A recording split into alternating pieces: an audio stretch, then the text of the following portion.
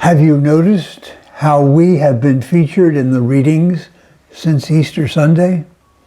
We, the disciples of Jesus.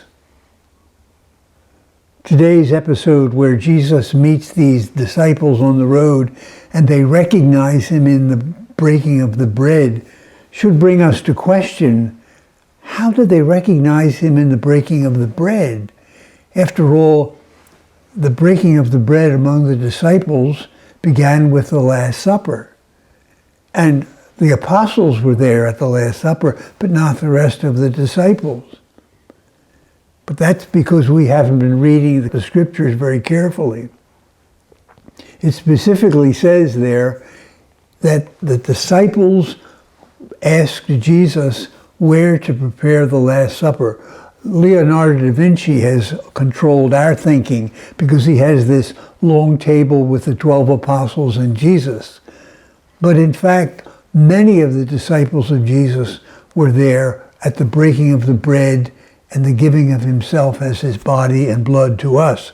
And so when he did that to these disciples who were discouraged and running away from the reality of the suffering of Christ, they recognized him.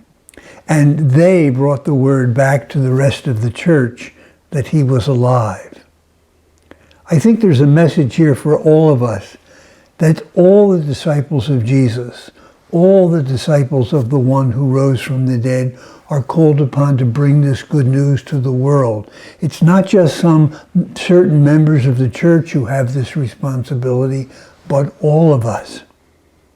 We say that we celebrate Mass on Sunday.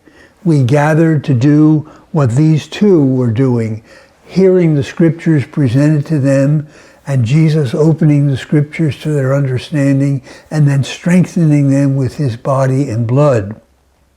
We do that every Sunday because we are the ones who have been missioned to carry this good news to the world. It's interesting that we say we celebrate Mass on Sunday, and the word Mass is a very interesting word. It comes from the very final words of the Mass, where the deacon or the priest says, "The Mass is ended, go in peace." That used to be in the Latin, ite, go, missa est, you are sent.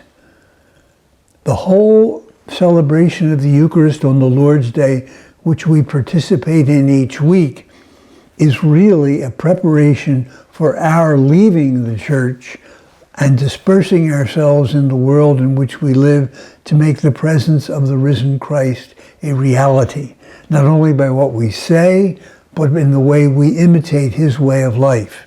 He came to show us how to be truly human, truly the children of his Father, whom he introduced us to by calling him our Father. And so our celebrations of the Eucharist week by week on these Sundays of the Resurrection all through the year are meant not just to make us sure of our presence, our love of Jesus, but also to send us out into the world to satisfy the command to go and make all people aware of his Father and the love he has for them.